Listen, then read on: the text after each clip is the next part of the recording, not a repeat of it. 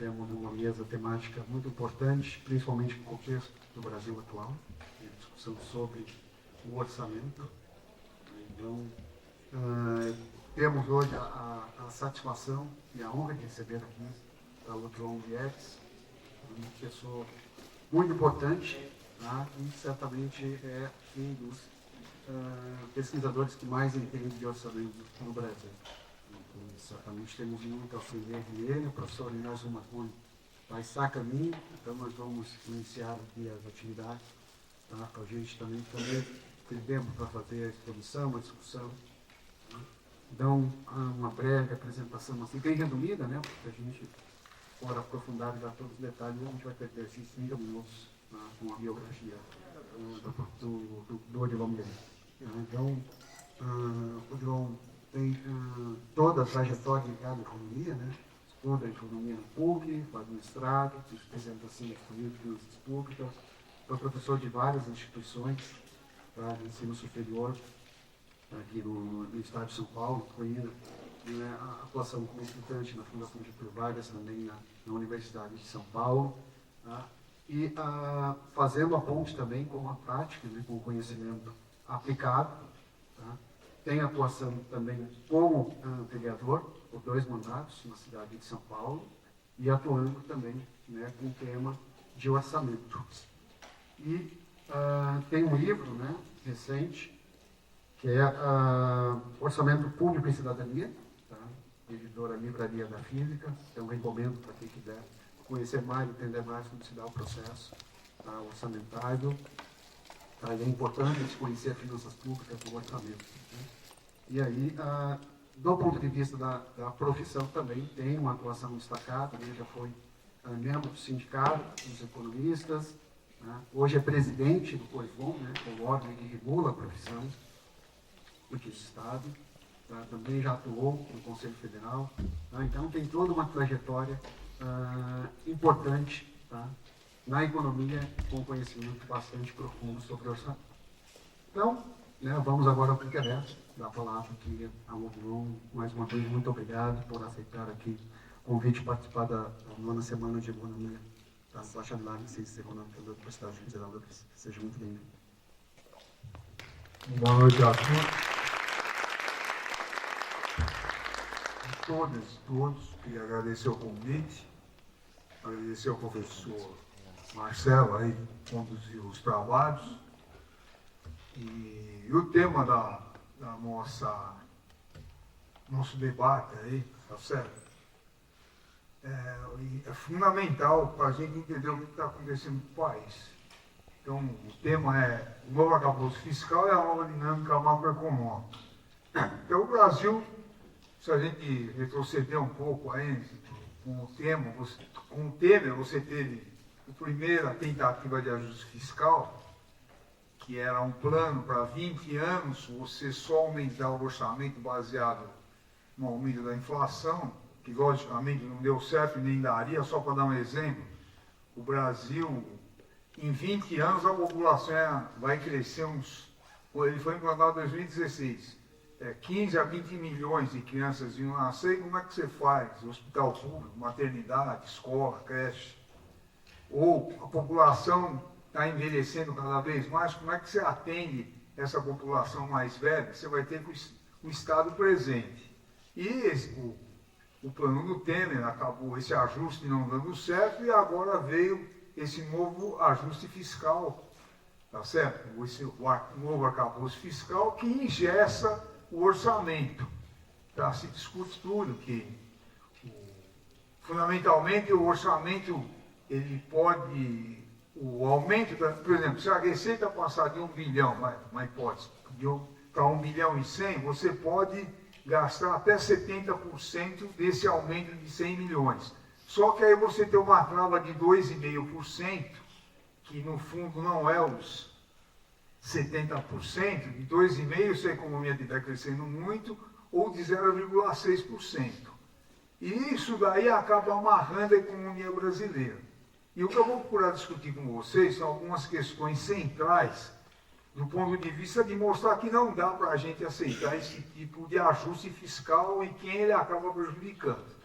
Tá, então, Então, a primeira questão é o seguinte, pessoal, o Brasil é um país que tem um potencial enorme, é o quinto país, é o sexto país em população no mundo, tem 212 milhões de habitantes, então tem um potencial enorme do ponto de vista do mercado interno, é o quinto país,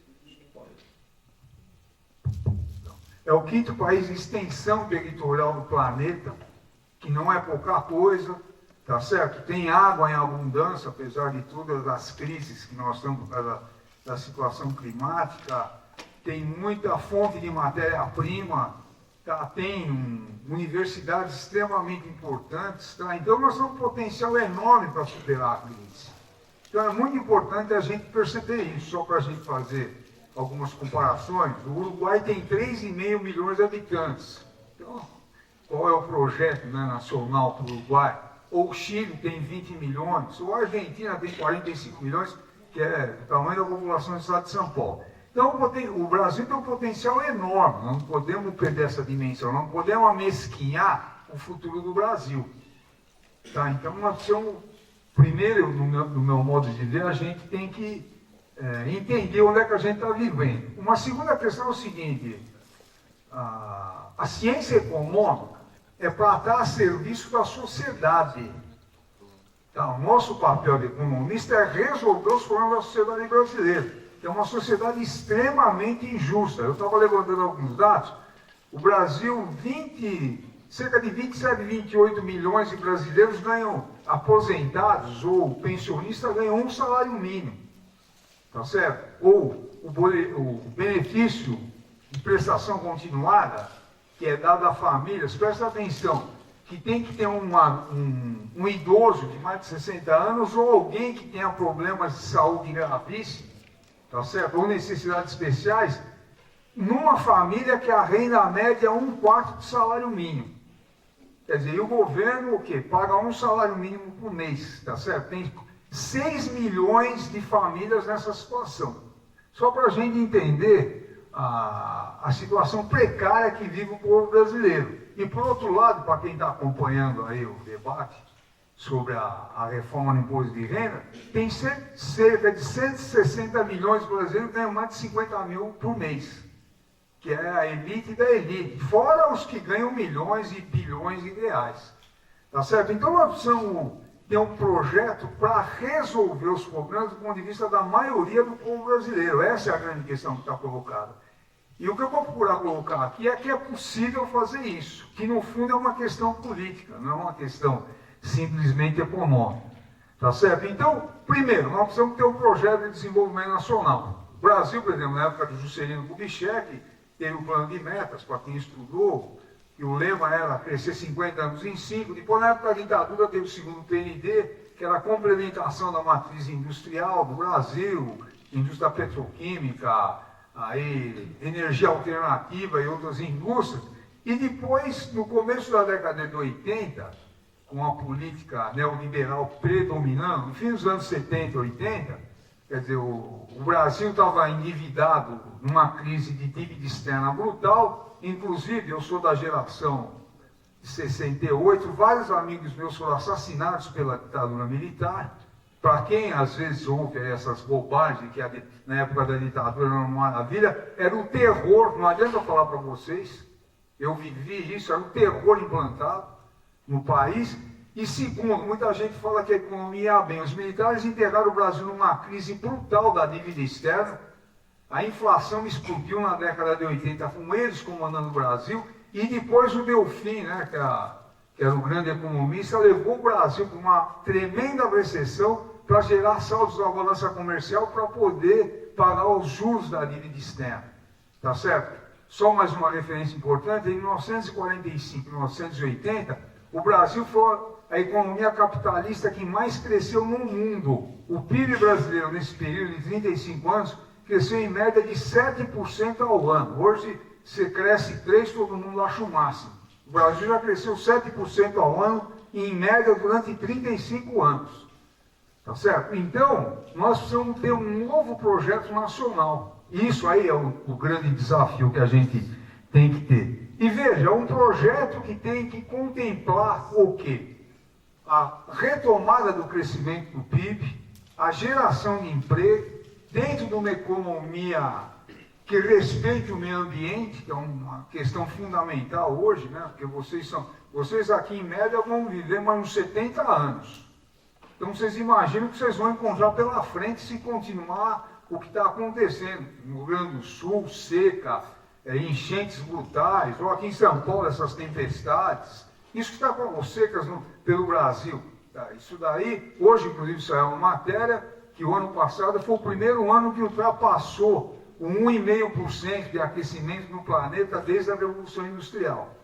Então é uma coisa que todos nós, vocês principalmente, né, porque até lá eu já morri, faz tempo, vocês vão enfrentar uma situação que um projeto nacional tem que levar isso em consideração. Um projeto que distribua a renda, um projeto que invista em educação, pesquisa, tecnologia, a questão dos semicondutores, inteligência artificial. Você tem que ter um projeto que abarque isso tudo, a área da saúde, a indústria voltada para a área da saúde, tá certo? Então você tem vários, questão do saneamento básico, hoje inclusive isso é uma notícia, a notícia é que várias doenças ocorrem por causa que não tem saneamento básico.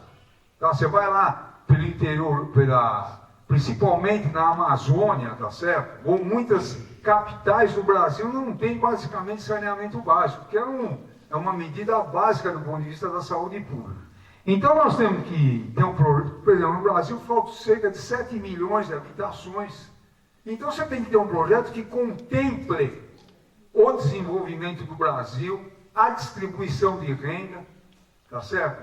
O desenvolvimento respeitando o meio ambiente, que invista em pesquisa, tecnologia, e o Brasil tem condições de fazer isso. Veja a sua universidade aqui. Só para dar um dado importantíssimo, 95% da pesquisa no Brasil é feita em instituições e universidades públicas. Tá certo? O Brasil hoje tem a terceira maior indústria de aviação do mundo. Aí a gente poderia descortinar outras áreas aí que o Brasil tem potencial cada vez maior para se desenvolver. Então, veja, essa é a questão que está colocada que nós vamos pensar com vocês como futuros economistas aqui na universidade, que a gente precisa desse projeto nacional. E veja, e aí que está da nossa debate hoje,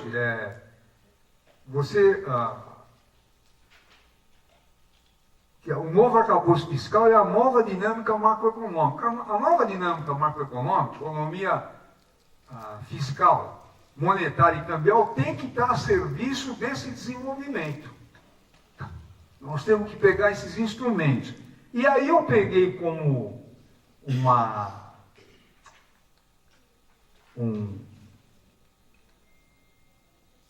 para descortinar esse ambiente, eu até recomendo para vocês o livro que chama Os Maus Samaritanos, que é do Ho Jan-chang, que é um sul-coreano, que nesse livro, ele coloca que os países desenvolvidos, depois que se desenvolveram, falam para nós não fazer o que eles fizeram.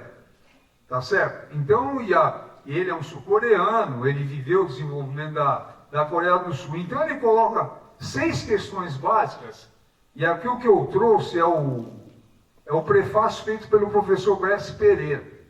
Tá certo? Que é um intelectual extremamente importante, em que ele coloca o seguinte, o resumo que eu vou ler para vocês, para orientar o nosso debate.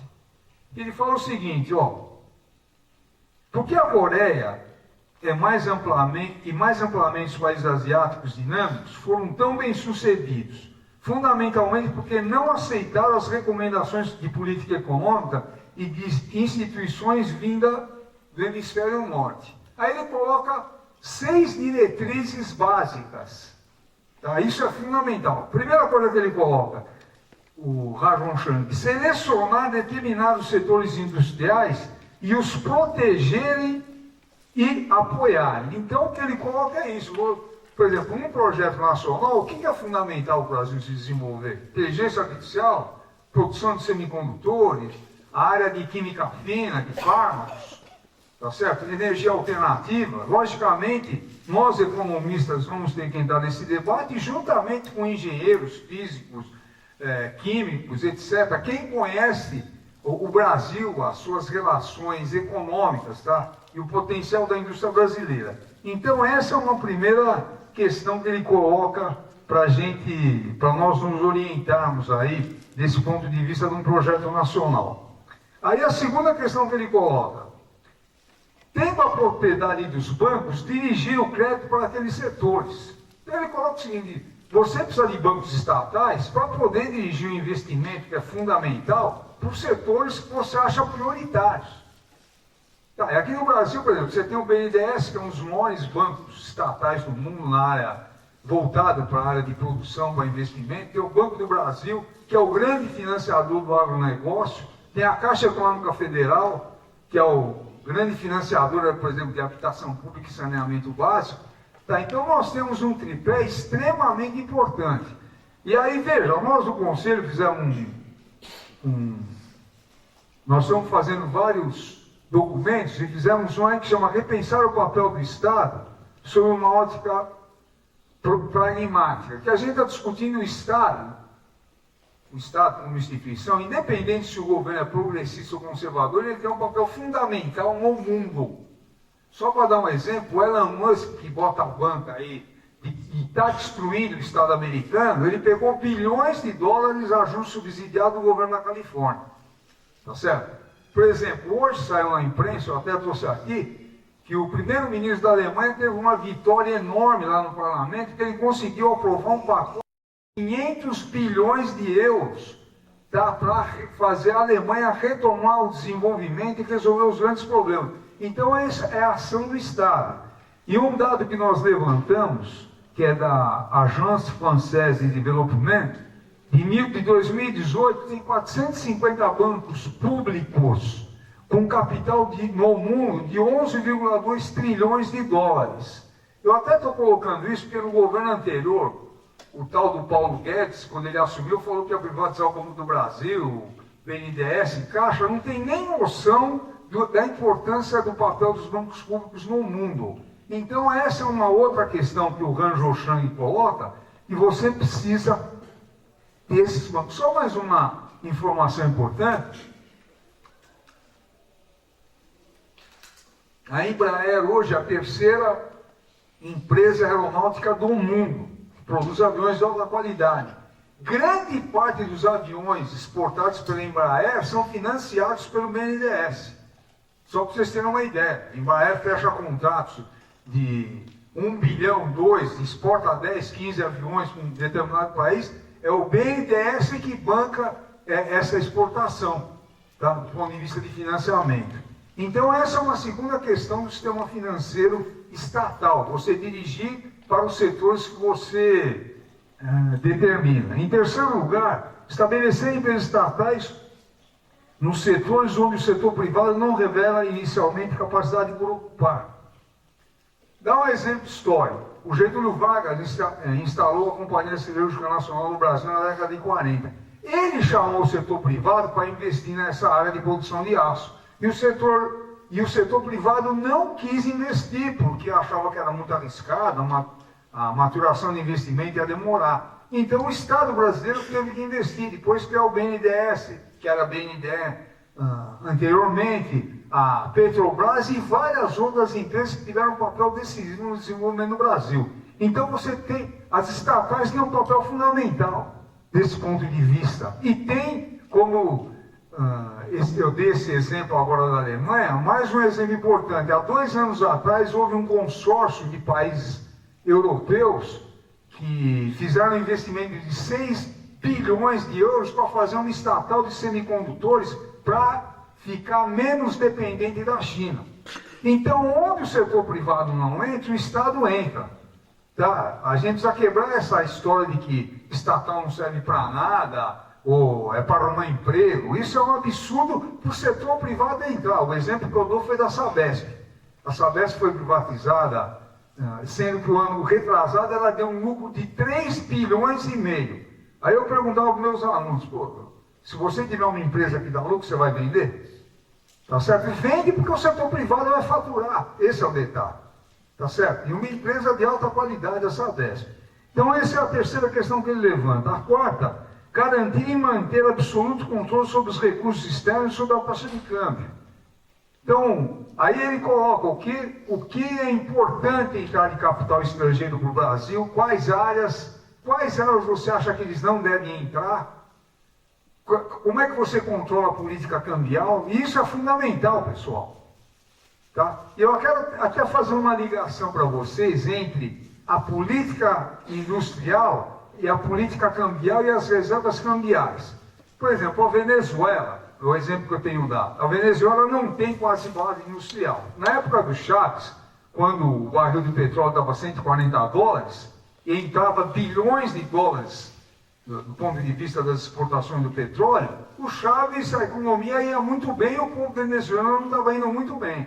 Aí o que aconteceu? Caiu brutalmente o preço do petróleo no mercado internacional, se eu não estou equivocado, chegou a $40 no Brasil. O que aconteceu? Parou de entrar dólares, o governo não tinha divisas para fazer as compras que ele necessitava e não tinha base industrial. Então começou a faltar papel higiênico, aquilo tudo que a gente viu.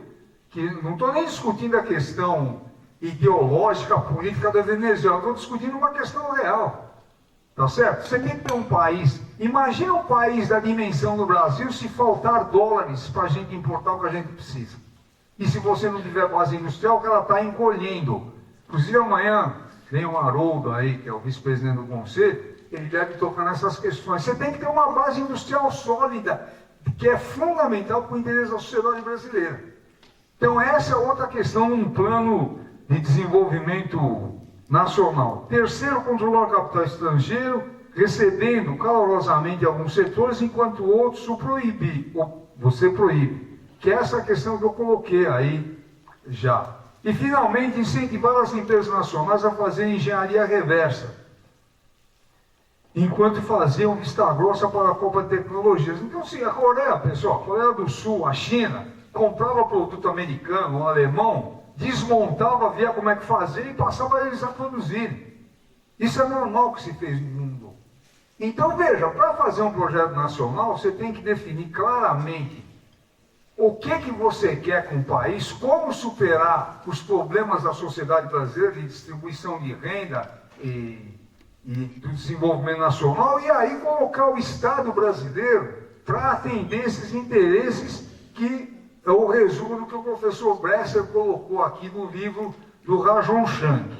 Agora, a grande questão para ser debatida é o seguinte: tudo bem, a gente coloca esse projeto, só que esse projeto tem um custo enorme. Imagina você financiar as universidades, dar subsídio para certas áreas industriais, ampliar a produção de habitação popular, saneamento básico, saúde pública. Isso aí custa dezenas e dezenas de bilhões de dólares permanentemente. Então, uma questão central é você discutir a origem dos recursos para bancar um projeto de desenvolvimento nacional. E aí você entra num campo político. Essa é a grande questão. Que o Brasil tem recursos para atender esses objetivos. Então, o que eu queria chamar a atenção de vocês é nesse sentido. Aonde você vai buscar fontes de financiamento para bancar um projeto dessa dimensão, que é possível, que a gente tem que buscar? Então, eu elenquei algumas questões ligadas à reforma tributária, que são coisas que provavelmente vocês já acompanharam, já leram. Por exemplo, cobrar tributo sobre a distribuição de lucros e dividendos. Tá certo? Que se calcula, aí os especialistas na área, que o Brasil, se implantar esse tipo de tributação, no mínimo arrecada uns 70 bilhões por ano. Tá certo? Então isso aí é possível ser feito, só que você vai ter que enfrentar esses lobbies aí. Tá? Quer dizer, e veja, o que eu vou elencar aqui não tem nada de radical, hein? Não é coisa de comunista, não é nada disso. É qualquer país decente, tá, que busca a social-democracia, que já para o Brasil é um avanço, tomaria essas medidas. Outro imposto é sobre grandes fortunas, que foi aprovado na Constituição, e se eu não estou equivocado, ele teve uma proposta agora há alguns meses e ela não foi aprovada na Câmara Federal. Então precisa fazer uma pressão para retomar essa questão, que o Brasil tem uma concentração de renda brutal. Tá? Isso aí é possível também e não mexe com a estrutura de propriedade no Brasil. Ninguém está falando aqui para acabar com a propriedade privada. São mudanças do ponto de vista da estrutura tributária. Outra coisa é o governo cobrar o ITR. Eu já escrevi sobre isso. O ITR é Imposto Territorial Rural, que o agronegócio paga. O ITR do Brasil inteiro, o ano inteiro, é menor do que 2 meses da arrecadação do IPTU da cidade de São Paulo. O agronegócio não paga nada sobre a terra. Pagamos nós mais de IPTU do que o agronegócio. Tá? Só para vocês terem uma ideia. Isso são dados reais, é só vocês pesquisar. Tá? Então essa seria uma outra medida. Porque o ITR é que nem o imposto de renda, ele é autodeclaratório. Só que o imposto de renda é uma fiscalização brutal. O ITR fica por lá, ninguém fala nada. Outra coisa é o imposto sobre herança. Tá? Que eu estou dando fontes de financiamento. Um exemplo, quando a princesa Diana, que ela morreu num desastre em Paris, para quem vocês nem tinham nascido, acho que foi em 1997, tá certo? Ela deixou 30 milhões de dólares de herança para os 2 filhos dela. O governo inglês cobrou cerca de 15 milhões de dólares de imposto sobre herança. Tá claro? Isso aqui em São Paulo é 4% de imposto sobre herança. E atualmente o máximo que você pode cobrar é 8%, que é uma resolução que foi colocada. O imposto sobre herança é um imposto estadual. E aí uma resolução do Senado limitou a 8% o máximo. Então você pode aumentar, e logicamente, eu quero chamar a atenção, essas tributações, elas têm que ser progressivas para ser justa. Tá certo? Lógico, o sujeito deixou lá uma casa de herança para a viúva, ou para o viúvo, você provavelmente não deve cobrar nada. Agora, se deixou 5 milhões, é uma alíquota, 10, 20, e vai aumentando conforme a riqueza que o sujeito deixou. Estou terminando. Outra coisa é o seguinte, a questão das emendas parlamentares que vocês estão acompanhando, isso é um absurdo, que os deputados fazem emendas no orçamento que chegou a 50 bilhões para mandar para os municípios, tá certo? E aí isso aí é uma área que é acusada de grande corrupção, e o orçamento público, o que é? Ele é uma medida que está na Constituição Federal, que é o executivo que faz o orçamento, que é o executivo que conhece, por exemplo, o Poder Executivo conhece o Brasil, as necessidades, não o deputado. Não que ele não possa fazer emendas, mas do ponto de vista desses grandes recursos que são deslocados. Outra coisa importante é a questão dos subsídios, que é cerca de 500 bilhões que precisa ser revisto. Tá certo? Por exemplo, o setor de turismo, ele tem que acabar com os subsídios, e eles estão fazendo a maior pressão para que o governo continue com os subsídios na área dele. A questão dos juros da dívida pública, que hoje eu nem sei se já aumentar, provavelmente 1%, que é o maior absurdo do mundo. A taxa real é a Selic menos a inflação. Se aumentou 1%, a taxa real é cerca de 9% ao ano. É o maior do mundo. Talvez a Argentina seja um pouquinho maior. Isso é o maior absurdo do mundo. Tá? E nós fizemos um documento recente do Conselho Regional que a gente mostra que é possível controlar a inflação sem aumentar a taxa de juros. Tá? E aí, finalmente, tá? Porque o meu tempo está esgotando, é você fazer uma reforma administrativa. Eu vou dar 2 exemplos bem claros. O Poder Judiciário no Brasil é o primeiro ou o segundo mais caro do mundo. Para quem acompanha a imprensa, é normal os juízes ganhar 80 a 100 mil reais por mês numa sociedade dessa. Quando não tem lá pagamento de atrasados, de férias acumuladas, que é de 500 mil. Quer dizer, isso é um absurdo. Você tem que mexer nisso aí e o governo não tem coragem. E outro exemplo da reforma administrativa, não sei se vocês sabem, o único servidor público, o único trabalhador do Brasil que se aposenta com salário integral são os militares. Tá certo? Se você se aposentar hoje, o teto é cerca de 8 mil reais. Tá? Você pode ganhar 30 mil por mês. Se aposentou, você vai ganhar 8 mil de INSS, que é o teto máximo. Se um general se aposenta ganhando 30 mil, ele vai ganhar o resto da vida 30 mil, e quando ele morrer, a viúva vai continuar ganhando. Isso é um absurdo. Tanto que as Forças Armadas gastam, fundamentalmente é propaganda pessoal. Então, para finalizar, é possível você conseguir fontes de financiamento para um novo projeto nacional. As fontes de financiamento eu elenquei, que eu acho que são as principais, e isso é possível ser feito. Agora, essa é uma questão política, que por exemplo, precisa ter apoio social para o governo enfrentar os militares. Tá? E não é que você vai perseguir militar. O que o militar tem de diferente do que eu tenho? Que eu pago meus impostos quando me aposento, eu já me aposentei para ver quanto é que eu ganho de aposentadoria. Tá, uma questão que a gente precisa ver do ponto de vista da cidadania e da dignidade. Ou os juízes ganhar o que eles ganham. Tá? Ou fazer a reforma tributária com essas características. Então, para finalizar, precisamos de um novo projeto nacional. É um desafio que nós temos, mas é possível pelo potencial do Brasil. Nós temos fontes de financiamento para poder bancar esse projeto e que vai depender, logicamente, de uma pressão política para o governo enfrentar essas questões que estão colocadas. Muito obrigado.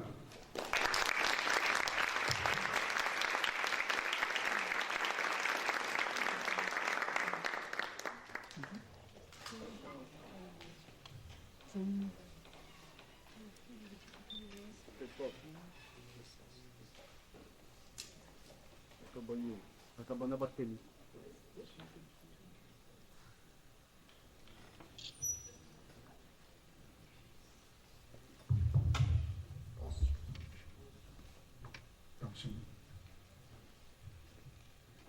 Então, pessoal, tem um outro material aqui do Corecon, tá? Tem um colega aqui apresentando o Corecon também. Vocês ganharam já 15 Corecon, né? Gasto, não, pá.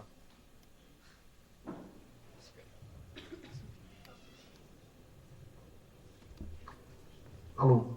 Então, tem outro material aqui do Corecon, gastos públicos apresentados de forma descomplicada. Tá? Então, uma campanha, orçamento público de transparência popular.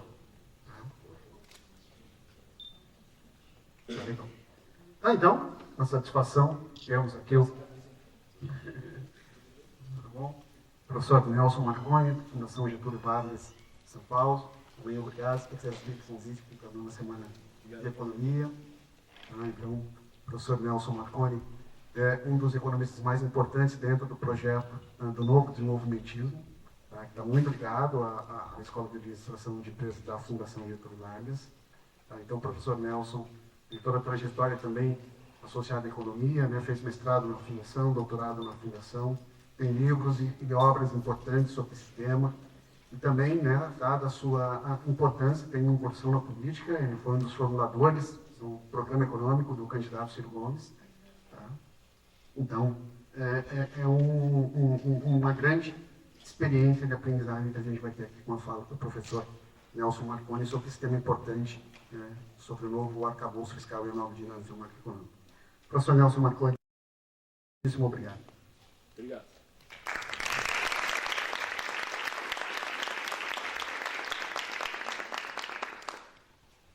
Bom, boa noite, pessoal.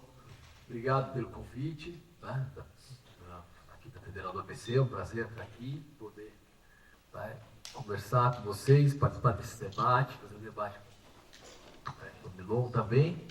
E dizer que, vou começar dizendo que eu vou falar um pouco do arcabouço fiscal, mas eu vou falar não só disso, mas um pouco das consequências, né, da ausência de uma regra no arcabouço fiscal e fazer um pouco essa relação da política fiscal com a política monetária, que acho que são duas coisas muito importantes, tá certo?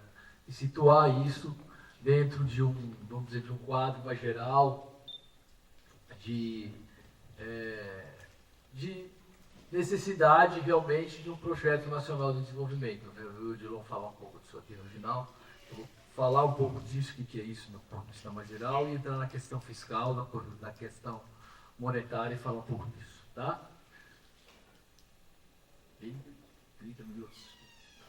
Obrigado. Bom, eu vou falar que eu tinha, não vou nem precisar falar 30, mas no fim a disse ali ele acaba falando. Né? Tá bom. Bom, então é o seguinte. Qualquer economia, né, tá certo? Qualquer país, para se desenvolver de forma sustentável, né, precisa ter um projeto nacional de desenvolvimento. Né?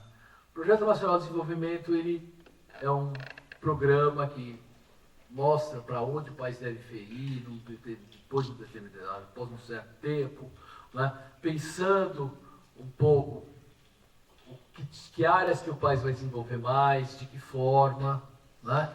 E um conjunto de metas, instrumentos e políticas que tornam esse objetivo viável, né? É lógico que num projeto desse tipo, a macroeconomia é uma parte só disso, né? É uma perna de um projeto maior, né? Mas é uma perna ou é um componente importante, digamos assim, né? Porque se você não tiver uma política macroeconômica adequada, né, é muito difícil o país crescer, né? A gente costuma ainda debater, né, muito se a política macroeconômica é mais importante do que a política industrial, que vem na frente e tal, né? Mas as duas coisas são absolutamente complementares, né? Assim como as outras políticas públicas na área social, né? Na área de infraestrutura, são todas complementares, né? Mas eu diria que a política macroeconômica ela é um requisito para que a gente possa ter as outras políticas bem-sucedidas, né? Se a gente não tiver uma política macroeconômica aceitada, uma política macroeconômica equilibrada, né, o governo se vê obrigado, por exemplo, a gastar muito na área social para compensar o fato de não ter um cenário macroeconômico equilibrado. E isso muitas vezes pesa no orçamento, né, do setor público. Então, o governo tem um limite fiscal, inclusive, para conseguir fazer política social. Se a economia está muito mal, né, a tendência é você ter que compensar isso mais, o governo tem que compensar isso mais com política social, e isso, né, tem seus limites fiscais, né? Se a macroeconomia está mal, né, se o cenário macroeconômico está mal, a inflação normalmente está alta, né, o desemprego muitas vezes pode estar alto acompanhando essa inflação alta, isso é um costume, costume não, mas é um cenário que a gente viu no Brasil muitas vezes, né?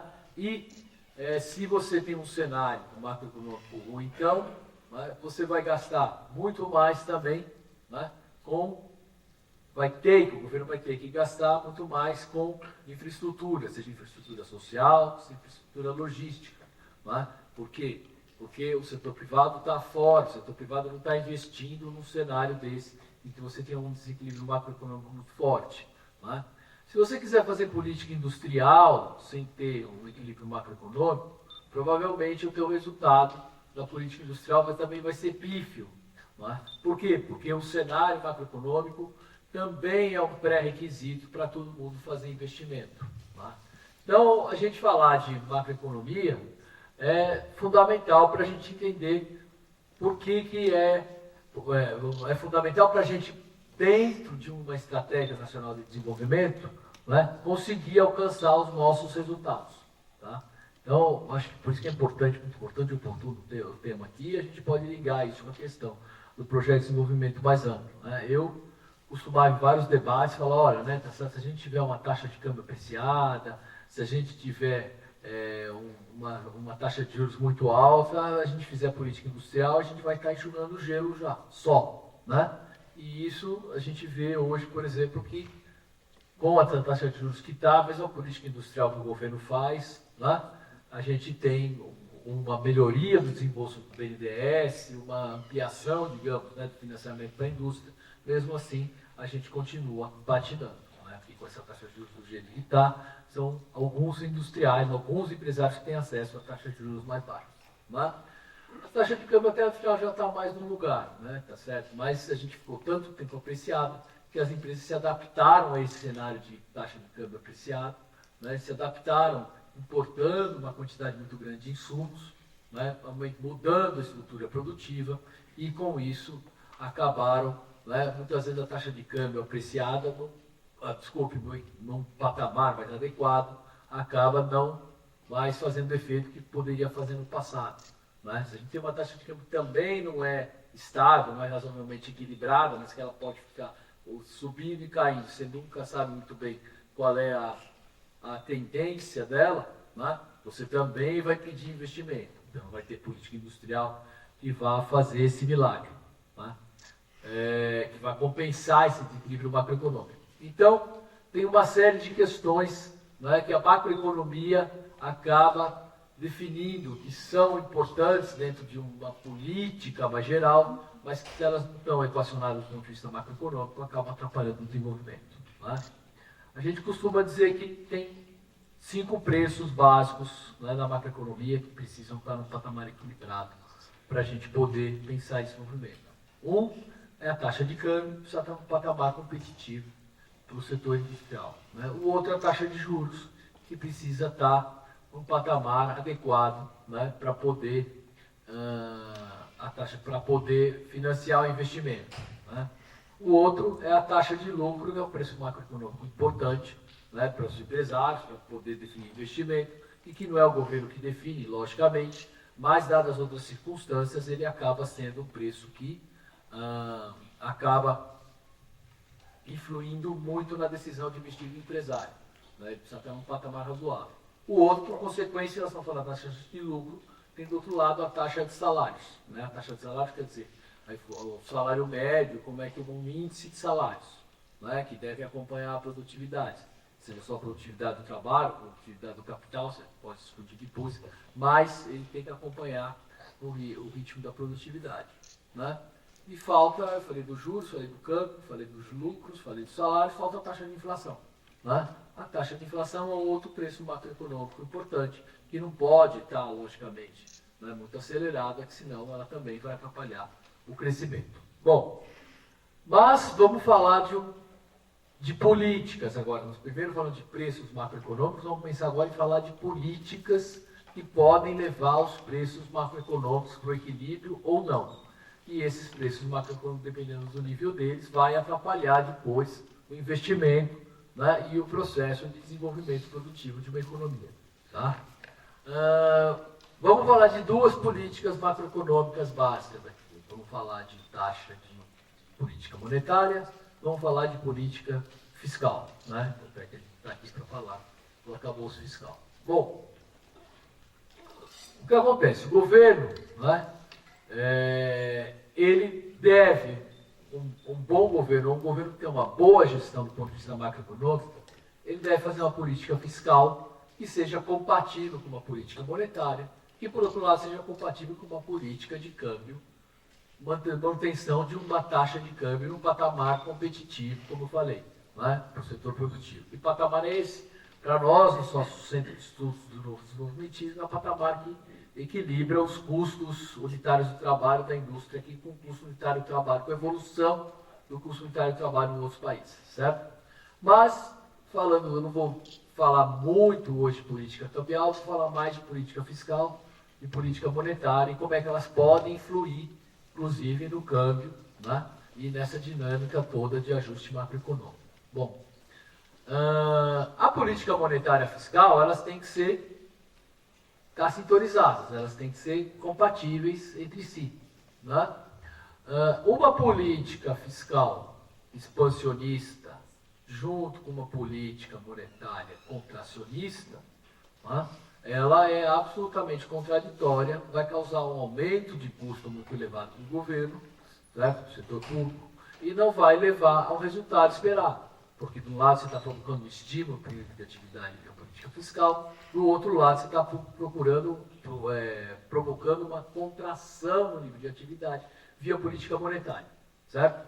O oposto também é verdadeiro, tá certo? Quer dizer, uma política monetária expansionista, junto com uma política fiscal contracionista, né? De um lado você também está expandindo o nível de atividade, do outro lado você está contraindo o nível de atividade, vai gerar o mesmo problema, certo?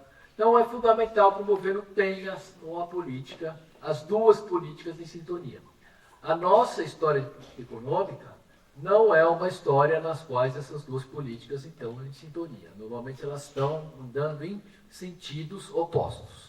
E esse é o grande problema do ponto de vista macroeconômico. Tá? Hoje elas estão novamente no cenário atual andando em sentidos opostos, mais uma vez. Tá? Bom, mas para explicar isso, né? Por que elas estão andando em sentidos opostos? Além de ter a questão política, tal, de ter uma opção política do governo, tal, eu entendo assim, mas vamos entender mais ao cenário econômico, explicar as razões econômicas para isso. Né? O governo, o governo atual, no começo do mandato, ele acabou cometendo 2 erros de política macroeconômica que acabaram determinando o rumo da política fiscal e monetária e explica um pouco o cenário atual, né? De pressão, de juros, pressão sobre câmbio, né? O crescimento razoável, logicamente, mas muito ligado ao crescimento da massa salarial e dos gastos do governo, e vou explicar um pouco isso, essas decisões que ele acabou tomando. Tá? No lado, o governo mudou a regra fiscal, né? Justamente aqui fez o arcabouço fiscal novo. Né? Ele tinha antes uma regra que a evolução da receita e da despesa estava vinculada à inflação, e na verdade ele fez uma nova regra fiscal na qual a evolução da despesa está vinculada ao crescimento da receita. É uma regra mais inteligente que a anterior, com certeza, tá certo? Tem, né, as válvulas de escape, tem os intervalos, né, tá certo? Coloca uma série de, vamos dizer, mudanças em relação à regra anterior, e essa regra realmente é melhor. Mas, né, ele cometeu um erro muito grande quando ele fez o arcabouço fiscal. E depois tem um outro erro mais estrutural, digamos, que vem da definição do que é déficit, o déficit que ele está acompanhando. O primeiro erro é que ele manteve o investimento público dentro dos limites do arcabouço fiscal. Investimento público é uma variável que segue uma lógica totalmente diferente do gasto corrente. Né? Investimento é uma despesa que ela é plurianual, né? Ela normalmente envolve um projeto de longo prazo, ela é uma despesa que é altamente contracíclica, ela é uma despesa que ela resulta em crescimento muito forte depois que ela ocorre, ao momento que ela ocorre e ao longo desse período depois, e ela gera, logicamente, receita, um crescimento da receita posteriormente. Além de gerar ganhos de eficiência, de infraestrutura, tudo mais, que o investimento público acaba ocasionando. Certo? Então, a gente restringir o investimento público dentro de uma regra de controle de gastos, você cria uma série de problemas depois para o crescimento. Né? Ou para tentar bancar o investimento, criando uma série de regras, né, secundárias, para dizer, agora vamos tirar isso aqui do teto, agora tira aquilo, agora isso aqui não vai ser computado, etc. Justamente por quê? Porque você precisa preservar minimamente o investimento público. Tá? Então, esse é o primeiro problema. Você coloca o investimento dentro da regra, você impede o crescimento adequado do investimento público, impede esse movimento, esse efeito, esse reflexo que ele pode ter posteriormente sobre o nível da produtividade e o nível de atividade. Tá certo? Então, essa foi a primeira regra. Você colocou uma restrição muito séria para o investimento.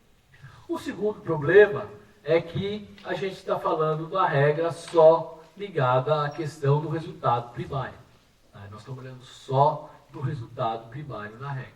Nós estamos olhando para o que determina, além do resultado primário, a evolução da dívida pública.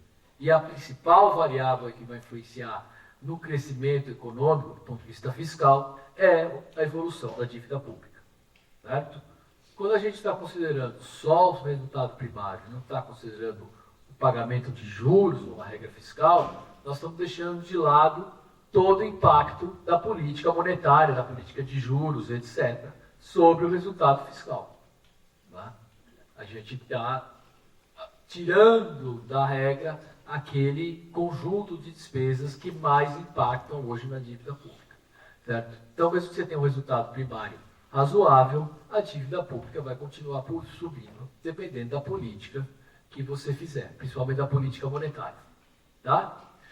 Bom, e a dívida pública continua subindo, a despeito da gente ter um resultado primário negativo em 0,3% do PIB, dependendo do critério que você usar, 0,4%, que é praticamente nada.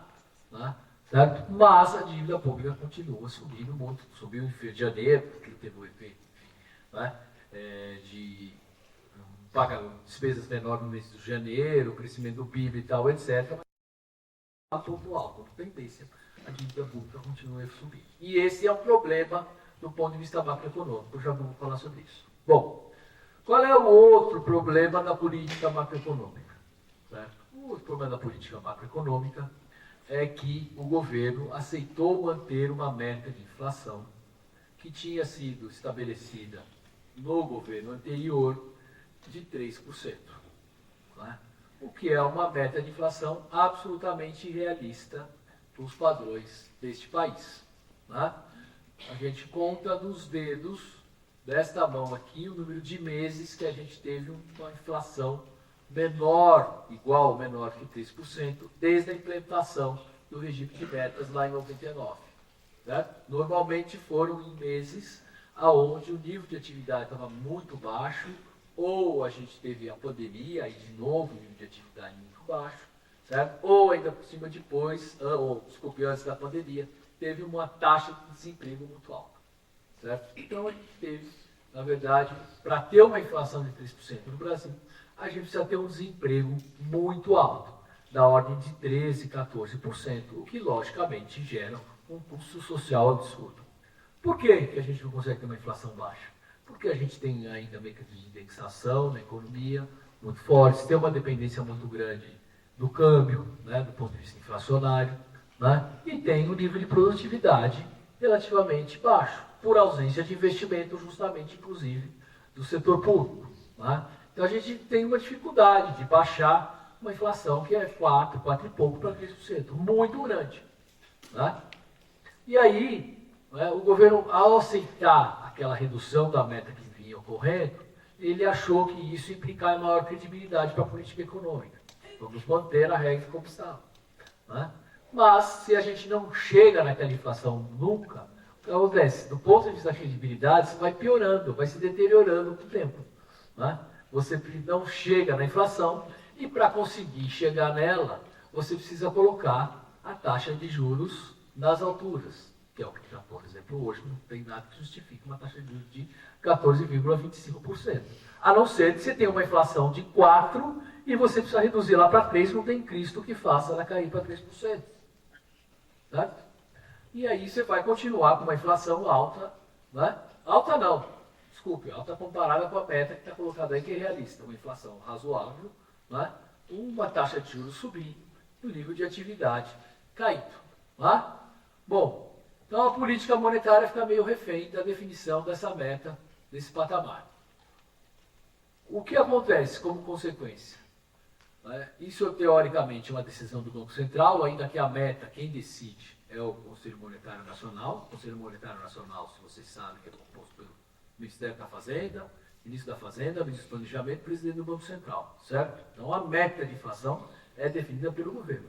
Quem faz a operação da política monetária, aí sim é o Banco Central, que tem uma autonomia maior, né, dada a legislação que está vigente hoje. Né? Então, o Banco Central vai lá, aumenta a taxa de juros para trazer a inflação para a meta. O que o governo faz do lado de cá? Né? Aumenta os gastos. Por quê? Porque ele não quer ver uma recessão muito grande. Né? Mas do lado de lá está o Banco Central aumentando a taxa de juros. É o governo que vem aqui e faz uma política fiscal expansionista, como fez, né, o final do Bolsonaro fez, como o Lula está fazendo. Né? Agora que nós estamos chegando a um resultado mais equilibrado, mas, logicamente, ele aumentou a receita e isso permitiu uma expansão dos gastos. Aonde o governo foi gastar? Né? O governo foi gastar fundamentalmente em políticas sociais compensatórias. Né? Porque se de um lado a economia não cresce, o investimento não aumenta, né, certo? O que ele faz? Ele vai lá, faz políticas sociais compensatórias. Políticas sociais compensatórias são importantes, ok? Não nego que são importantes, mas você tem aí um crescimento da despesa da ordem de 50% real no governo Lula, se a gente pegar só os programas sociais, Bolsa Família, salário-desemprego, etc., tudo mais. Das duas, uma. Ou a gente tinha uma demanda muito reprimida lá para trás, certo? O que não me parece o caso, ou então realmente a gente está pisando no acelerador. Né? E aí não é só esse gasto, tem vários outros gastos. De novo, eu não tenho absolutamente nada contra a política social, muito pelo contrário, é fundamental o governo fazer política social. Mas o que a gente está vendo aqui, eles estão fazendo política compensatória de uma taxa de juros muito alta. O que acontece? De um lado, aumenta a taxa de juros, isso é custo para a dívida pública, certo? Porque a dívida pública vai subindo e vai aumentando de custo, né, de carregar, de financiar essa dívida pública. Do outro lado, certo? O governo gasta mais e isso também pressiona a dívida pública pelo lado do gasto. Então ele pressiona a dívida pelo lado da política monetária, pelo lado da política fiscal. Né? O que acontece? A dívida pública sobe. Quando a dívida pública começa a subir, né, aonde que isso vai bater? Né? Isso bate, logicamente, primeiro no investimento, porque a taxa de juros está alta, ok? Mas o segundo lugar que isso vai bater é na taxa de câmbio. E a taxa de câmbio começa a subir. Bom, a taxa de câmbio começa a subir por quê? Porque aí é um outro problema que é a falta de mecanismos, né, de, vamos dizer, de controle, digamos, do fluxo de capitais, certo? É a possibilidade de você fazer uma série de operações no mercado futuro, no mercado à vista, especular, né? Certo? Tem uma liberdade muito grande no mercado de câmbio, a gente tem um mercado de câmbio futuro, por exemplo, muito maior que o mercado à vista, onde se faz boa parte dessa especulação, né? Então você tem abertura para o mercado especular e a motivação para o mercado especular é a subida, é a alta na dívida pública, que é o problema, eu concordo, que pressiona a taxa de juros. Mas, por outro lado, abre espaço para o mercado também especular, mesmo que seja de forma irracional, mas a legislação está aí permitindo com que eles façam tudo isso. Entrem e saem do país, tá certo? Faça uma movimentação. Vai para o câmbio, a alta dos juros, né, impacta na dívida pública, isso vai para o câmbio, a inflação sobe. Então o que aconteceu? A inflação, eles aumentaram a taxa de juros, aumentam a taxa de juros, o Banco Central vai lá, aumenta a taxa de juros, como a dívida pública sobe, isso tem mais inflação por conta do câmbio. Então não adiantou nada, inclusive, eles aumentarem a taxa de juros, certo? Porque isso vai ter um impacto, logicamente, lá na frente. Qual é a justificativa para aumentar a taxa de juros? A justificativa para aumentar a taxa de juros é a meta de inflação baixa, já que a inflação estaria em 4, 4,5, 4,6, 4,7, né, dependendo do mês, acima, né, da meta de inflação, que são 3%. Do outro lado, o governo fala, bom, eu não quero ter baixo crescimento, o que eu faço? Piso no acelerador da política fiscal. É uma política absolutamente contraditória. Certo? Isso vai, logicamente, gerar um problema do ponto de vista de dívida, já está gerando, etc. E do ponto de vista de inflação, não vai resolver, porque o câmbio vai continuar pressionando a inflação. Tá? Se a gente está nesse cenário, não tem crescimento, né? Ou tem, tudo lógico, tem um crescimento. Vamos dizer, mas como você está dizendo que não tem crescimento? Tem um crescimento de 13,5%, tem, lógico, o governo está pisando na política fiscal, né? Isso está aumentando, está ajudando a aumentar a massa de salários, certo? E está, de certa forma, criando um boom de consumo. Né? Tem outras coisas complementando, como o mercado de construção, tal, etc. Então você tem um crescimento razoável da economia, que parece que esse ano já não vai ser a mesma coisa, lógico, porque do outro lado está a taxa de juros começando a sofrer efeito. Né? Do ponto de vista de longo prazo, isso que ocorre, né? Tá certo? É muito ruim, por quê? Porque você tem investimento baixo, né? O investimento não se recupera, né? Você não tem se o investimento não se recupera, não tem como você melhorar a estrutura produtiva do país, pensar numa estratégia de desenvolvimento num cenário desse, né? A gente continua dependendo de setores onde a rentabilidade é muito alta e supera a taxa de juros, né? Para que a gente possa crescer. Então a gente depende fundamentalmente do agronegócio ou do próprio sistema financeiro, né? Ou do setor da construção, hoje que está bombando em função do que a gente está vendo acontecer nas grandes cidades, mudança de plano de diretor, tudo mais. E aí o setor de construção está vivendo um boom, inclusive devido ao efeito riqueza que o aumento da taxa de juros provoca para uma determinada camada da população, que ganha mais com a taxa de juros, pega esses recursos para comprar carro, comprar apartamento, né? Faz o que dá, diversifica suas aplicações, digamos assim. Tá? Então,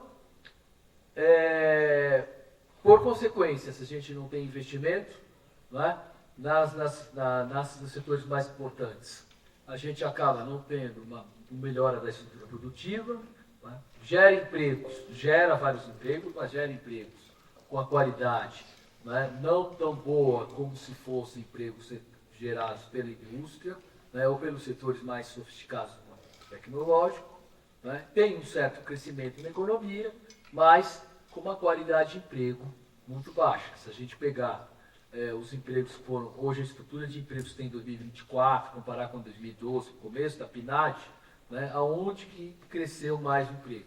Cresceu fundamentalmente em transportes, né, urbanização, né, assistentes administrativos, né, comércio, certo? E aí depois, lá para baixo, não, aí não tão para baixo, mas aí é isso combinado com analistas de sistemas, com advogados, certo? Então a gente tem o que no mercado de trabalho? A gente tem uma combinação entre ocupações mais precárias, certo? Com ocupações muito boas geradas para quem tem nível superior aqui, como a gente está nesse auditório, né? Advogados, como eu falei, pessoas que trabalham na área de sistemas, na área de informática, aí sim a gente está gerando emprego. Mas o miolo da distribuição dos empregos, que é onde está o pessoal, os técnicos, o pessoal que trabalha na indústria, trabalha em serviços técnicos, esse está perdendo. E isso contribui para piorar a distribuição da renda e para polarizar não só o mercado de trabalho, mas polarizar do ponto de vista político a sociedade também. Tá? Porque polarização no mercado de trabalho significa depois que você está criando todo espaço para que do ponto de vista político você tenha um argumento, crie um argumento, baseado na polarização também. Tá? Porque você não tem, está perdendo aquele miolo da distribuição, que é a classe média, que é onde a economia brasileira cresceu durante 40 anos. Uma industrialização, criação de classe média, certo? Fortalecimento do mercado de trabalho, né? Miolo da população, urbanização. Tudo isso está interligado, você está perdendo isso. Né? Isso significa também uma perda de tecido do ponto de vista social. Tá? Bom, vocês vão falar, mas você está pintando uma tragédia, parece que o Brasil não está crescendo. É o que eu falei, o Brasil está crescendo. Mas será que isso é sustentável? Me parece que essa estratégia não é muito sustentável. Mas isso a gente só vai saber daqui a alguns anos. Tá? É isso. Muito obrigado.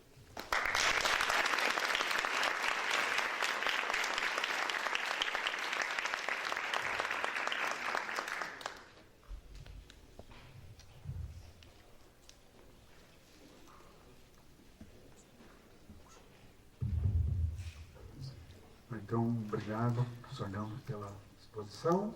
Agora podemos abrir aqui para as questões. Tem um microfone circulando aí no auditório.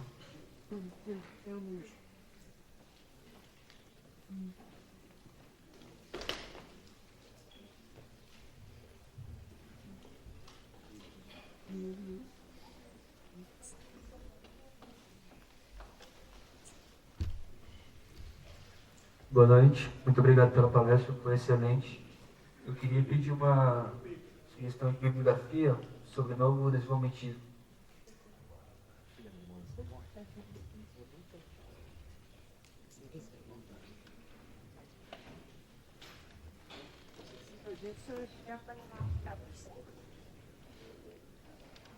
Pode? A minha dúvida para os dois assim, primeiro eu trouxe a ideia de projeto de desenvolvimento no Brasil. Só que eu acredito que a questão é que as pessoas, elas têm muito esse receio não sei se de acreditar num futuro próspero para o Brasil, porque, como vocês disseram, a dívida pública no Brasil só aumenta e, querendo ou não, a gente fica com esse receio mesmo, assim, sabe? E investimentos, por exemplo, em empresas privadas, se a gente investir numa ação de uma empresa, a gente sabe que esse recurso vai ser usado para investir em infraestrutura nesses projetos. enquanto se a gente compra um título público, a gente sabe que o Brasil ele vai liberar esses títulos públicos para pagar as dívidas e vai continuar nesse ciclo. Eu queria perguntar para vocês sobre esse ciclo que acaba tendo. Gente, eu vou fazer só um bloco de 3 perguntas, tá? Desse lado, depois eu abro mais um bloco daquele outro lado, tá bom? Tem mais alguém aqui? Aí sim. Pô.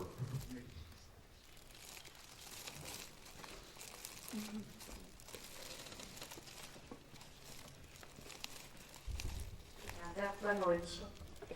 Professora Dilon, o senhor falou que é possível controlar a inflação sem aumentar a taxa de juros. Eu queria entender melhor como que isso funciona.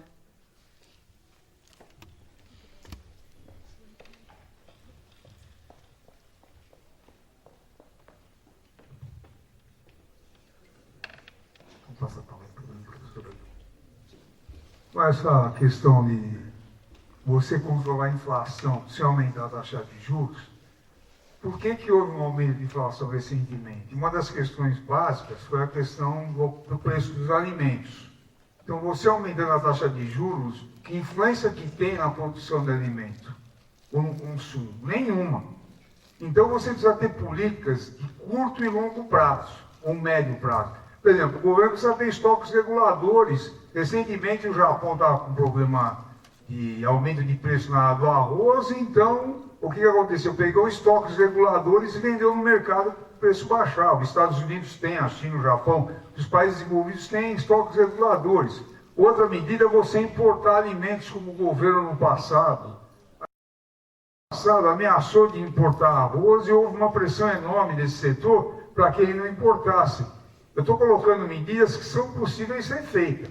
Por exemplo, o governo não enfrentou o lobby da produção de arroz, tá certo? Por exemplo, o governo agora tomou medidas de você tirar o imposto sobre produtos agrícolas que o Brasil importa, café, etc., uma parte. Então, isso são medidas que você pode fazer. E a taxa de juros não tem o mínimo reflexo sobre essa questão, por exemplo, no caso da produção de alimentos.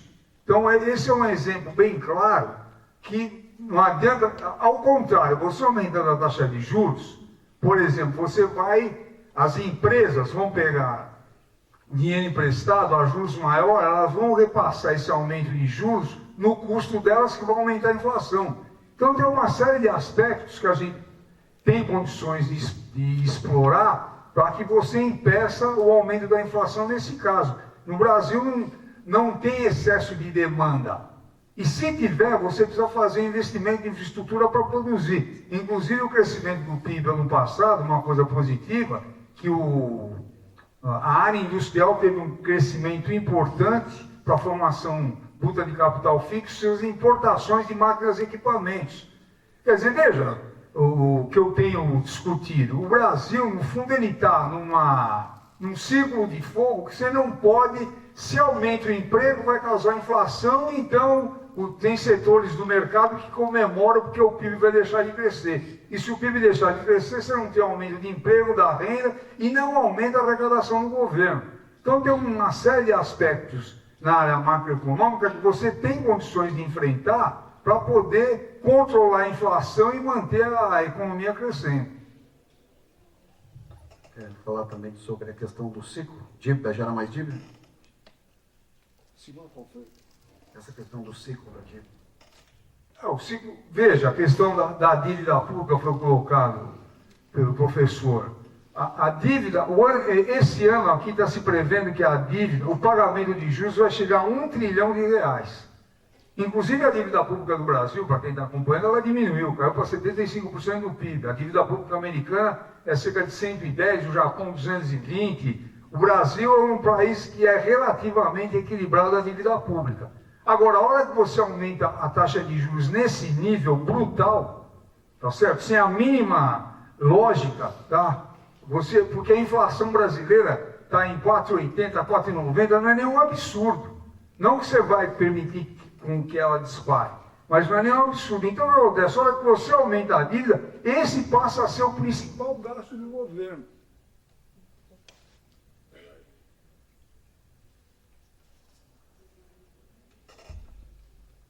esse passa a ser disparado o principal gasto do governo em relação à educação e saúde. Tá certo? Então, você fica o quê? O rabo correndo atrás do cachorro. Você aumenta a taxa de juros, aumenta a dívida pública, aumenta a taxa de juros, consequentemente aumenta a dívida pública. E aí você vai fazer o quê? Tá certo? Aumentar mais ainda a taxa de juros. Então, essa é uma questão que é mais um detalhe fundamental que nós precisamos discutir, por exemplo, a questão do boletim Focus, que só consulta o mercado financeiro, as expectativas do mercado, não consulta a indústria, uma ou outra é consultada, a questão área de serviço, os trabalhadores são totalmente ignorados pelo boletim Focus, tá certo? Inclusive nós vamos fazer uma discussão no Conselho Regional, tá certo? Que o boletim Focus acaba apresentando perspectivas que levam a problemas gravíssimos da economia, porque se ele só mais um dado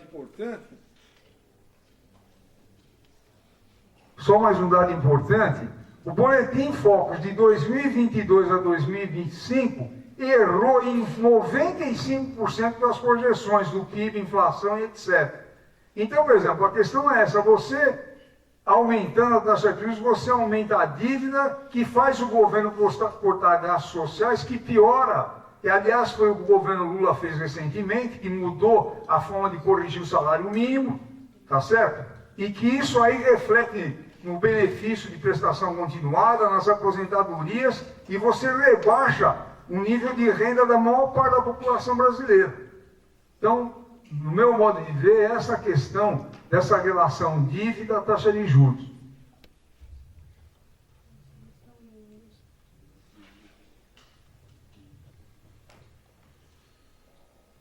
Bom,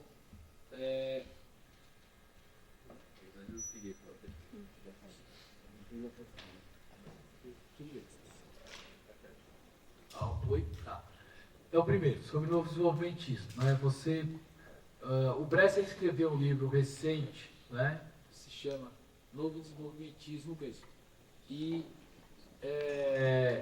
acho que é uma boa dica para você começar a entrar, digamos, nesse mundo e começar a entender isso, né? Eu tinha escrito junto com ele e com o José Luiz Loureiro há anos atrás, há uns 10 anos atrás, o primeiro livro sobre macroeconomia desenvolvimentista, que eu acho que vale a pena você dar uma olhada também, tá? Eu diria assim, como primeiros, como, vamos dizer, primeiras indicações para você, esses dois livros, tá? Aí tem uma série de outros artigos que eu posso depois citar para você. Patrícia está aqui, não sei se é sua professora, conhece vários artigos também que ela pode passar para você. Se ela está dando aula para você agora, ela conhece toda essa literatura, tá? Bom, deixa eu falar um pouco sobre essas duas perguntas. Quer dizer, a questão do ciclo é justamente essa, né? Que você aumenta a taxa de juros para tentar frear a inflação, isso alimenta o déficit fiscal. Alimentando o déficit fiscal, a gente tem uma pressão de novo sobre a inflação, aí o governo vai lá aumentar mais a taxa de juros, e investimento produtivo não vai ter, porque logicamente a rentabilidade, você deixar o dinheiro lá tranquilo, numa aplicação do Tesouro Direto, seja lá o que for, né, vai ser muito mais tranquilo, menos risco, mais rentável do que você arriscar o seu recurso na esfera produtiva, né? Então, só estou complementando um pouco o que o Dilon falou.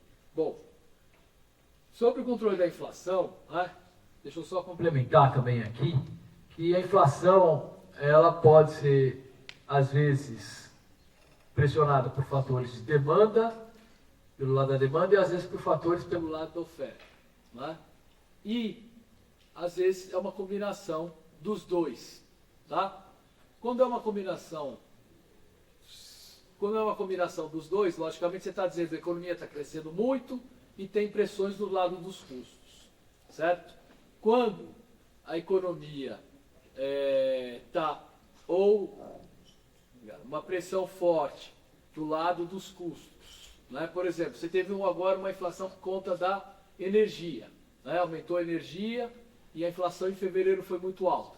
Por quê? Porque você teve uma mudança, né, na bandeira que está sendo utilizada, que está sendo cobrada dos consumidores, na bandeira na tarifa, né, energética, porque você teve problemas de estiagem antes, tal, tudo mais, e de oferta de energia mais barata, né? Aí o que a taxa de juros vai provocar sobre efeito? Praticamente nada. Tá? Você tem coisas que são indexadas ao câmbio e indiretamente, digamos, formalmente indexadas, mas que acabam sendo muito ligadas ao comportamento do câmbio. Uma série de insumos importados, alguns alimentos importados, como trigo, né? Sempre aquela história do, né? Trigo é pão, tá certo? Pão trigo é dólar, dólar é pão, etc., que a gente já conhece, né? Então, você tem uma série de insumos importados. Você tem uma indexação informal na economia, certo? Quer dizer, todos os reajustes de preços não, de salários, né? Eles são ainda ajustados pela inflação passada, em função de uma memória inflacionária que a gente tinha lá para trás. É lógico que você tem que recompor o poder de compra dos salários, certo? Mas o que você tem é uma indexação informal muito forte, continua tendo todos os salários. Então, tudo isso afeta o processo inflacionário. Tem a ver com pressão da demanda? Não necessariamente, certo? O que a taxa de juros consegue afetar são os preços que têm um impacto, né? Ou que são formados, digamos, a partir, né, do comportamento da demanda, ou que tem um impacto mesmo, digamos, muito forte da demanda. Aí a taxa de juros influi. Mas sobre tarifas públicas, tarifas de serviços públicos, sobre outros preços que estão ligados a condições de oferta, a taxa de juros tem um efeito muito baixo. Então o que acontece? O impacto dela é parcial. Para ela ter um impacto grande sobre a economia, né, ela tem que ter uma demanda bastante aquecida. Certo? Nós estamos com a taxa de desemprego baixa, tem um certo aquecimento no mercado, tem um certo aquecimento. Então a taxa de juros vai ter um impacto sobre alguns preços, certo? E sobre o mercado de trabalho, possivelmente também. Mas sobre outros preços que estão sendo formados, né, por outros mecanismos, pressões que vêm do lado da oferta, não tem influência nenhuma. Tá? Era isso só que eu queria complementar aqui, né?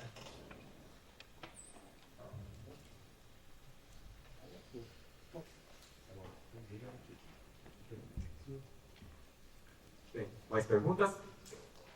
1, 2, 3. Vou começar aqui, 3 rápido. Eu achei que ele tinha levantado a mão primeiro. Tá bom, tá maneiro. A gente quer agradecer pela exposição, acho que foi muito bacana pelos temas que vocês trocaram. Quanto ao desarranjo macroeconômico, acho que tem algumas questões que eu costumo brincar que a gente é pouco pragmático na política econômica. Às vezes a gente adota algumas políticas macroeconômicas espelhando países desenvolvidos, né? Eu acho que tem uma espécie de agenda, eu queria ouvir a opinião de vocês, que ela é quase que comum, que poderia ser comum à ortodoxia, à heterodoxia, e, digamos assim, a gente nem enfrentaria grandes resistências, né? E aí eu, basicamente, anotei 3 questões aqui, que a primeira é em relação à meta de inflação. De fato, a gente tem uma meta de inflação muito restritiva, né? E como que seria, por exemplo, a operacionalização de uma meta de inflação com um core inflation ao invés do índice cheio? Eu acho que seria uma proposta alternativa, por exemplo, que essa questão de preço de energia, por exemplo, e alimentação poderia ficar de fora e a gente teria uma inflação que seria mais sensível à política monetária, né? A segunda questão, e eu acho que é mais estrutural, vou ser bem sincero, o pessoal colocando o jabuti na sala, não faço ideia de como resolver esse problema, é que a nossa dívida pública ela é indexada, ela no geral é pré-fixada, acho que isso tira o efeito riqueza da dívida pública. Então, a dívida pública, pelo fato de ser pré-fixada, o Tesouro emite muitos títulos, quando você aumenta a taxa de juros, aquele efeito riqueza que retiraria a demanda da economia passa a ser inexistente, porque as pessoas passam a ganhar mais com a alta da taxa de juros. E, rapidamente, a terceira, eu acho que é na questão da política fiscal mesmo.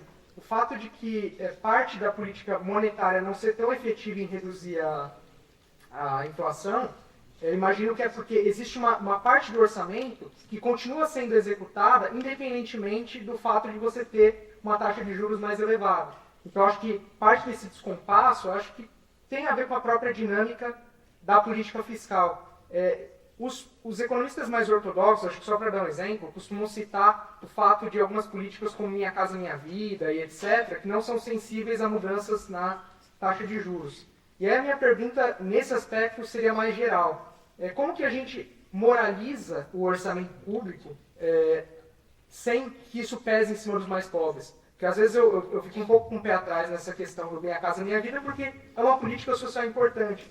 Então, ao invés de interferir nesse tipo de política, como que a gente pode tirar essa pressão fiscal que não deixa a política monetária fazer o trabalho dela, sem que isso seja danoso para as pessoas mais pobres? Acho que a minha pergunta me estendi um pouco, mas é por aí.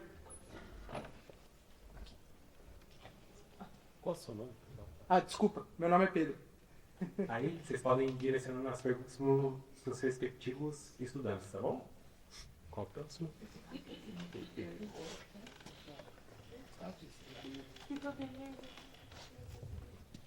Boa noite. Gostaria de agradecer primeiro a posição do professor, foi muito bom, para o professor Dilon, para o professor Marconi. Foi interessante que vocês dois falaram sobre a questão de industrialização e desenvolvimento nacional, tendo como foco a macroeconomia. Então a pergunta é acerca de qual seria o verdadeiro horizonte de ação que o governo federal poderia ter na gestão da macroeconomia na atualidade. E eu penso nisso pensando na questão do governo Dilma, principalmente, que foi um governo que tentou, com a nova matriz macroeconômica, realizar investimentos, tentou colocar a Petrobras como uma empresa importante de caráter nacional, tentou fazer uma queda da taxa de juros que não foi sucedida, que não conseguiu se dar de fato, porque o mercado escolheu não participar disso. E a gente vê na atualidade que o governo vem enfrentando diversos obstáculos para conseguir passar políticas. A gente viu que ontem o governo Lula tentou uma redução da alíquota, um aumento da alíquota da mínima para R$5.000, e já viu muita resistência no Congresso. A própria questão da redução dos juros nos alimentos foi uma questão que praticamente não vai passar. Então, qual seria de fato a ação que o governo pode ter com um Congresso tão restritivo e uma situação política e econômica que também não está muito favorável no sentido de ao aumento dos gastos? Meu nome é Misael.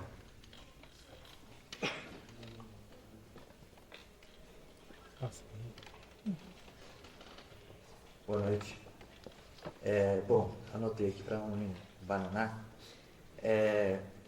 Na opinião de vocês, qual seria a meta de inflação mais razoável para a inflação? Desligou? Nossa, nem dá para perceber quando desliguei. Vou falar um pouco mais não. Acho que foi. Bom, de novo. Na opinião de vocês, qual seria a meta de inflação mais razoável para o Brasil hoje? E como que a gente convence o mercado financeiro a compreender essa necessidade de mudança? Isto é, quais argumentos vocês utilizariam para explicar que o dinamismo ou a estrutura da economia brasileira já não é mais a mesma, portanto, existe essa eventual necessidade de mudança? Seu nome? Leonardo. Professores, tem espaço para mais uma pergunta também nessa rodada? Boa noite, meu nome é Felipe. Eu queria ir um pouco na linha dos colegas comentaram e perguntar... Alô? Só falar mais alto, cara. Melhor.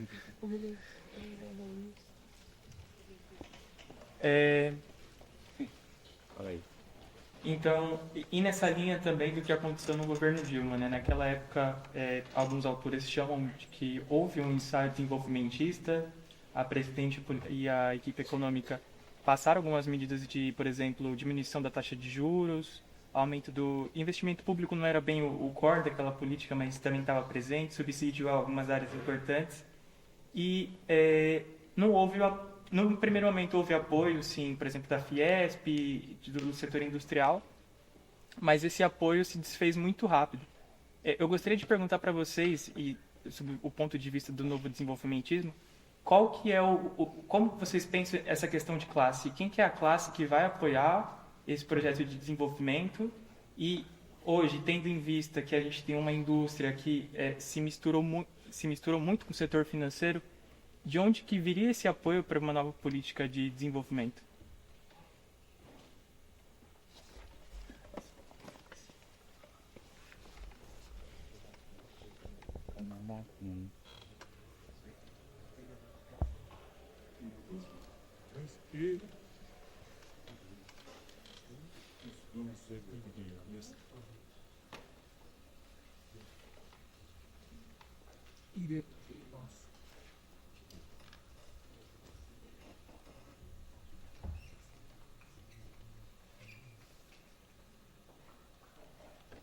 Pessoal, enquanto eles estão arrumando microfones, deixa eu dar um recado aqui. A gente vai fazer um sorteio daqui a pouco de 2 livros. Aí, se vocês quiserem sentar nessas fileiras novas, a gente vai sortear só até essa fileira. Bom, e se vocês quiserem sentar para a classe da baixa, aí no final da rodada de perguntas a gente vai fazer sorteio. Tá bom? Da onde está o Unifil assim? Alô? Então vamos lá agora, eu vou inverter. Era óculos para assistir óculos. Professor Nelson aqui, ó. Bom, tem várias coisas aqui importantes, boas perguntas, e eu vou tentar cobrir tudo aqui, talvez misturar um pouco as respostas, porque tem coisas mais ou menos parecidas nas perguntas, tá? Bom, qual seria, por exemplo, eu tenho perguntado essa agenda comum, né, tá certo? Se a gente pode usar, por exemplo, uma meta de inflação mais diferente, por exemplo, pensando no core inflation, né, que só leva em consideração os preços, digamos, de mercado, digamos assim, né? Certo? Olha, pode ser até uma opção, mas eu acho que é muito difícil você explicar para a população, né, que você vai considerar como meta de inflação só alguns preços e outros você vai deixar de fora, certo? Isso pode ser vendido, né, por quem tiver interesse em fazer isso, em depreciar essa medida, como um expurgo inflacionário, tá? Então, ainda que do ponto de vista técnico eu entenda que isso seja uma medida importante, né? Eu acho que do ponto de vista de comunicação, do ponto de vista político, eu acho difícil conseguir implementar uma medida desse tipo, de core inflation, tá? Ainda que eu concorde com você que do ponto de vista técnico você está limpando o que seria choque de oferta, sazonalidade e tal, etc. Tá? Bom, aí eu vou falar um pouco, já que eu comecei a falar de meta de inflação, eu vou lá para a pergunta do Misael aqui, né? Não, foi do Leonardo, qual seria uma meta de inflação razoável, só para falar do mesmo assunto, né? Certo? Qual é possível convencer o mercado de uma meta de inflação razoável? Veja bem, eu entendo que uma meta de inflação razoável seja 4%, não 3%, mas 4% é uma coisa que a gente consegue chegar. Aí você fala, como é que você vai explicar isso para o mercado? Bom, primeira coisa você tem que, eu acho que é um processo, isso não é do dia para a noite que isso vai acontecer. Infelizmente vai ter um custo primeiro até a sociedade aceitar uma meta de inflação mais alta, e vai ser o aumento da dívida pública, tá certo? E a quantidade desse processo de inflação. A hora que a sociedade perceber a inflação agora, se cai muito o nível de atividade, ela pode cair para 4%, tá certo? Chegar nesse patamar, mas é muito difícil cair abaixo disso. Então, a hora que a sociedade perceber a dívida pública está aumentando muito, tal, pode ser que comece a se discutir, olha, realmente a meta de inflação está muito alta, né?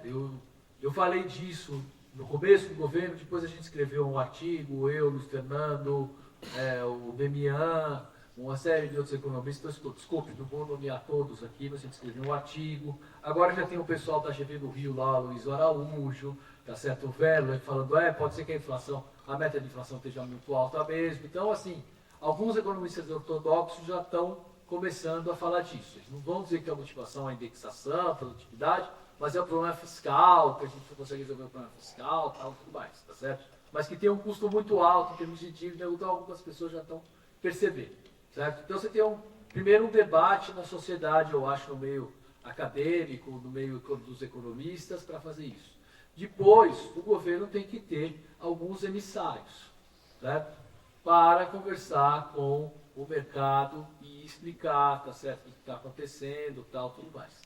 Junto com isso, ele precisa ter um ajuste fiscal mais sólido, certo? E eu diria que o ajuste fiscal mais sólido, né, eu vi aqui, eu cheguei no final da fala do Odilon, ele está explicando pelo lado da Receita uma série de coisas que precisam ser feitas e que eu concordo com ele. Né? Então você tem que ter lá um equilíbrio fiscal, em boa parte, né, olhando para a tributação sobre a renda, certo? Tributação dos mais ricos, tal, e cortando do outro lado incentivos fiscais que hoje existem aí. Com isso você consegue, inclusive, prejudicar as políticas sociais, que foi outra pergunta que o Pedro tinha falado. Como é que você faz isso sem prejudicar as políticas sociais? Quer dizer, como eu falei, uma coisa é eu dizer, cresceu 50% do gasto social, que é política compensatória. Outra coisa é eu dizer, vamos cortar o gasto social, não é isso que eu estou falando, certo? Estou falando, vamos preservar o gasto social, tá certo? Como é que você faz isso? Fazendo um ajuste fiscal dessa forma, tributando mais ricos, tributando propriedade, cortando incentivos, incentivos fiscais, e aí você chega no equilíbrio fiscal melhor. Politicamente isso é difícil? Politicamente é difícil. Não é? O Israel tinha falado, tem um congresso restritivo, concordo plenamente. Então, o que você tem que fazer? Primeiro, você tinha que, mas para ter o apoio da sociedade, você precisa ter o apoio da sociedade nesse processo, para pressionar o Congresso. Você vê que tem determinadas coisas que o Congresso vem lá e coloca, a própria sociedade abriu o bico, né, quer dizer, chiou na falta de costumes, tal, etc., o Congresso voltou atrás. Se você tem um plano nacional de desenvolvimento claro, que você coloca no começo do governo, você fala, olha, eu vou fazer isso aqui e tal, isso favorece muito a tua governabilidade e a tua posição para negociar com o Congresso. Porque você está anunciando para a sociedade o que você quer fazer, certo? Então, você tem um ganho aí quando você torna as coisas mais claras e diz para onde você quer ir, de que forma. O governo não tem isso, claro. Ele tem uma política econômica, tal, controle da inflação, tal, tentativa de controle da inflação, etc. Mas ele não diz assim, qual é a orientação do governo de médio e longo prazo. Vocês conhecem? Não tem uma marca, né, do ponto de vista da estratégia de desenvolvimento. Isso era fundamental. Isso ajuda na relação com o Congresso. Tá? Mas não resolve, é lógico. Mas não é que não resolve, é o ponto de partida. Né? Você tem que ter um Congresso realmente muito difícil. Tem coisas que talvez você tivesse que levar para plebiscito mesmo, para referendo, né, para aprovar. Né, mas você tem que partir primeiro de um Plano Nacional de Desenvolvimento. Aí você falou, bom, mas a Dilma tentou colocar uma agenda desenvolvimentista, não conseguiu, né, certo? O Leonardo falou a mesma coisa, tá certo? Né? Quer dizer, como é que você faz para convencer o mercado financeiro? Né? Aí o Felipe falou, a Dilma não teve apoio do setor industrial. Quer dizer, vocês de certa forma falaram, o que vocês estão falando uma política não desenvolvimentista não tem o apoio necessário da sociedade, ou, digamos, né, vamos dizer, dos decisores, tá certo? Vamos dizer, dos formuladores de opinião e dos agentes econômicos que tomam decisões. Bom, o que aconteceu? Né? Então, você primeiro tem que ter um plano de desenvolvimento para explicar. Segunda coisa, né? Quando a Dilma tentou mudar a política econômica, ela pegou, né, coitada, uma taxa de câmbio lá a 1,50, né, quando ela devia estar no patamar de 3 e pouco, né, certo? Um patamar mais alto. Como é que você faz uma mudança no câmbio de 80%, 70% de uma hora para outra? Tem como, certo? Quer dizer, essa mudança no câmbio foi ocorrendo ao longo do tempo, depois, durante anos, e hoje o que a gente tem que fazer é evitar a apreciação. Mas ela pegou um câmbio muito apreciado. Né? Se fosse fazer uma desvalorização grande, ela teria uma inflação muito alta. E ela estava num cenário em que a inflação média do Brasil era 6%. Quer dizer, naquela época a gente tinha uma meta de 4, 4,5%, e na verdade o que o governo claramente fazia era trabalhar com o teto da meta, com o teto do intervalo, desculpe, né? Está certo? O teto superior do intervalo, que era o 6%. Ele trabalhava com 6%. Né? Com a economia bombando com a apreciação do câmbio, porque você tinha uma pressão muito forte de demanda, você cria um poder de compra, tem aí um poder muito forte de pressão sobre os preços dos serviços e os preços dos produtos comercializáveis baixos. Se você pega a inflação daquela época, a inflação dos não comercializáveis estava bem acima da meta. E a inflação dos comercializáveis, que são os bens industrializados, tal, etc., abaixo da meta. mas você tinha uma pressão de demanda muito forte. Então você não tinha muito espaço de política econômica para fazer uma queda dos juros, que não estava nesse patamar que está hoje, logicamente, e nem para depreciar tanto o câmbio. Então tinha uma restrição do ponto de vista econômico. Fora a dificuldade, logicamente, dela de negociar com o Congresso e tal, tudo mais. Tá certo? É outra coisa. Então não tinha como você implementar uma mudança muito forte na política econômica naquele cenário. Para você fazer essa mudança, você precisa ter o fiscal ajustado, dessa forma que eu estava descrevendo aqui para vocês, certo? Você já tem um câmbio do equilíbrio, precisa manter ele, dizer eu não vou deixar esse câmbio apreciar, certo? E precisa, logicamente, ter uma taxa de juros mais baixa. Isso além da política industrial, tal, tudo mais. Não é? Se é possível, né, ter apoio nessa política, eu lembro que em 2011 eu fui num evento no antigo Moinho Santista, nem sei como chama hoje, lá na Moca, tá certo? Foi um evento organizado pela Fiesp, junto com o Diese, junto com os empresários. E era justamente para apoiar uma política desenvolvimentista que a Dilma estava começando a lançar. Então, de saída, ela teve esse apoio dos empresários. Tá certo? O problema é que depois, né, foram feitos outros erros de política econômica, teve esse cenário que eu falei para vocês, inflação crescendo, né, inflação alta, né, uma taxa de câmbio muito apreciada, uma estrutura tributária que os empresários não queriam, uma defasagem dos preços das tarifas públicas para segurar a inflação. Isso é muito ruim, tá certo? O governo segurar, fazer uma defasagem de preço de tarifa de serviços públicos para controlar a inflação, só represa o problema, piora a situação das empresas públicas e lá na frente você tem que depois corrigir tarifa. E foi o que a Dilma teve que acabar fazendo. Né? Então você criou, vamos dizer, você tinha um clima para fazer essa política, com apoio dos industriais, mas teve depois uma sequência de erros de política econômica, problemas, que fez com que ela perdesse também esse apoio. Tá? Mas você consegue, se tiver de novo projeto de desenvolvimento adequado, conversar com lideranças jovens, pensar que você vai investir em inovação, dizer, olha, eu vou estimular startups, eu vou estimular pequenos negócios, além de fazer a política de inovação mais geral do governo grande, a gente consegue apoio. Né? Agora, tem que enfrentar o mercado financeiro. Não tem como, tá certo? E aí precisa ser alguém que queira enfrentar essa taxa de juros que está aí, o mercado financeiro do jeito que está, e eu não acho que o Lula seja a pessoa que vai enfrentar esse mercado financeiro. Me desculpa. Tá? É isso. Acho que eu tentei responder, de certa forma, tudo que vocês foram falando. Tá? Se faltou alguma coisa, que vocês colocam. Olha, não vou acrescentar muito. Mas, primeiro, acho que fica claro, se você tem um projeto nacional de desenvolvimento, o governo que tem que ir para a sociedade explicar o que ele quer, quem vai ganhar e quem vai perder. E quem vai perder, você não vai mexer em questão de propriedade nem nada. É uma questão de quem tem que pagar mais e quem tem que receber. E falar o português claro, pessoal. Tá certo? A população entende. Agora, você tem um governo que vacila o tempo inteiro. Só para dar um exemplo, esse problema do PIX que teve aí com aquele deputado federal de Minas, inventou uma mentira, que o Lula, que é uma grande liderança nacional, tinha que ir para a televisão e falar, esse deputado está mentindo para vocês, explicar por quê. E falar que muito pelo contrário, a questão do PIX era fundamentalmente para evitar a questão do crime organizado, etc. Ele convenceria a população, só que em vez de ele fazer isso, ele voltou atrás. E aí, isso aí acabou o próprio deputado capitalizando, tá vendo? Os caras iam mexendo dinheiro aí para prejudicar vocês. Então o governo tem que comprar a briga. Senão não sai desse buraco. Por exemplo, essa questão do mercado financeiro. O mercado financeiro não quer nem saber, pessoal. Eu até brinco o seguinte, nessa disputa na sociedade.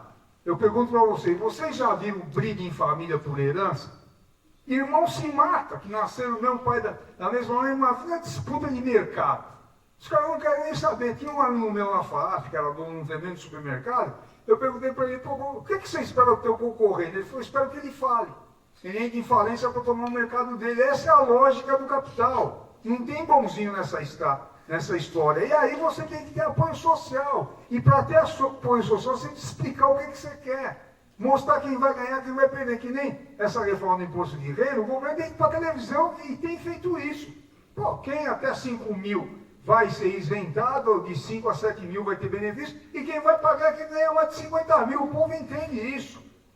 Tá certo? Então você vive numa sociedade de redes sociais, de fake news permanentemente. Então o governo tem que usar mais a televisão, o rádio e os canais de comunicação. Tá certo? O problema da Dilma, além dos problemas econômicos, ela era uma pessoa que não estava nem com o PT, pessoal. Tá? Esse é o problema. Ela não recebia nem a bancada do PT, olha. Eu estava comentando, eu fui fundador do PT, eu vim aqui conversar com o Lula, junto com o Genuíno, o Geraldo Siqueira, antes do PT, tá certo? E, veja, ela não recebia nem a bancada do PT. Tá certo? Como é que ela vai negociar se você não tem um apoio dentro da Câmara Federal? Além dos problemas econômicos que foram colocados aqui, para fazer política, pô, eu fui vereador, eu negociava lá dentro da Câmara, que é normal, você tem no princípio, sabendo o que você quer, coisa secundária, você pode negociar. Tá certo? Então o governo dela, além dos problemas econômicos, tinha um problema político mais geral. Se vocês lembrarem, o segundo mandato, a Dilma ganhou uma campanha de televisão dizendo que os banqueiros lá, que era a Marina, que quem apoiava a Marina era... Autonomia, não, que ela defendia a autonomia do Banco Central. Que a Marina defendia a autonomia do Banco Central. Não, e além disso, a Neca Setúbal apoiava a Marina, ela falou a propaganda que era uma fake news, que os banqueiros iam tomar a comida do trabalhador. Ela ganhou a eleição e bota um monte de cara conservador. Ela perde a base social dela. Tá certo? Então essas questões precisam ficar claras. Tá? E você está numa conjuntura no Brasil que não dá para... Não é que você vai ser... Não é ser radical de querer pôr fogo no circo. Agora você precisa falar claro o que você vai fazer, que nem eu falei. Ir para a televisão e mostrar o que é o ITR.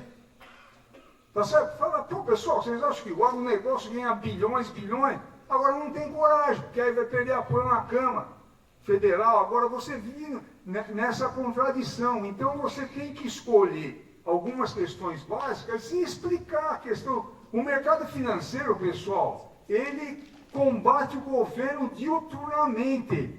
Eles não vão dar, falando na gíria, colher de chá, né? Na minha época a gente falava isso. Não vão dar nenhum sossego para o governo por causa dos interesses que estão colocados, que esses caras estão acumulando em riqueza brutal. Tá certo? Essa taxa. Tanto que, no meu entender, eles capturaram já essa nova direção do Banco Central. O Galípolo, etc., que o Lula falava que não vai mudar, pessoal. Tá certo? Então você precisa ter um projeto nacional, explicar o que você quer, quem é que vai ganhar. Então, por exemplo, algumas questões que eu elenquei, imposto sobre herança, explica o que é. Você não vai cobrar a herança da dona de casa que ficou com uma casa de 500 mil reais. Você vai cobrar o quê? De forma progressiva de quem deixou 5 milhões, 10 milhões, 15 milhões, que é o que acontece nos Estados Unidos, na Inglaterra. Aqui não é nenhuma proposta socialista, não tem nada disso. Agora o governo está acuado. E quanto mais ele ficar acuado e negociar com esse centrão, mais ele vai ficar, que os caras querem tudo. Tá certo? Então eu acho isso. Uma outra questão que foi colocada aí é a questão do orçamento, como é que é? A meta de inflação, dívida pública. A política fiscal, né, que você colocou sobre a questão do orçamento. Olha, eu fui vereador de São Paulo, eu membro da Comissão de Finanças e Orçamento. O orçamento, ele é o coração do governo, pessoal. Todas as receitas públicas estão no orçamento. E você não pode fazer uma despesa se não for autorizado.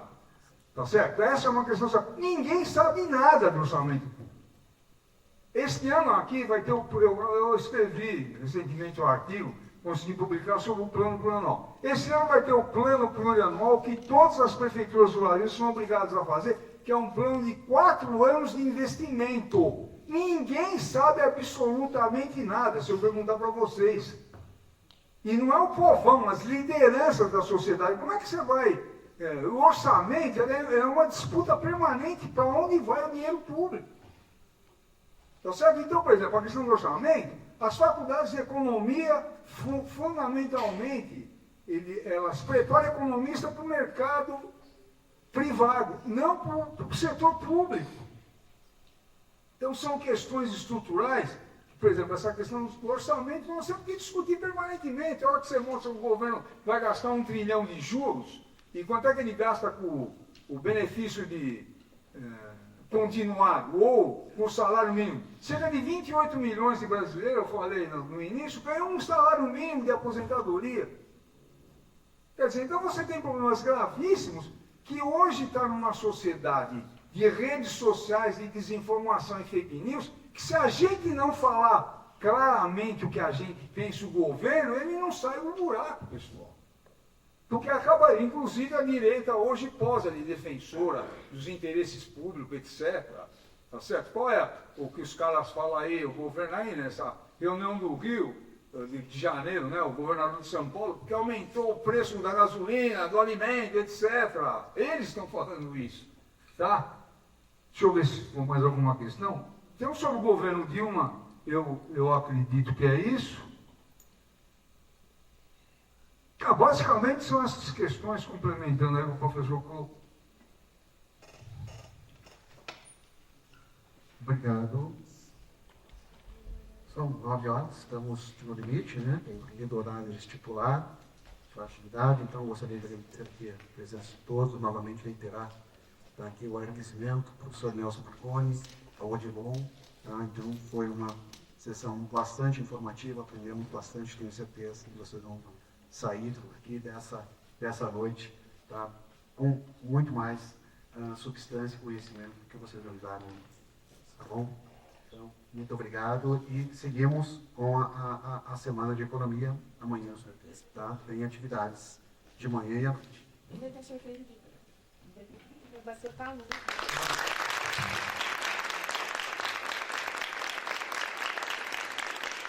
Gente, vou ser rápido aqui só para tomar o tempo de vocês. Agradeço os palestrantes, também a mediação do nosso professor.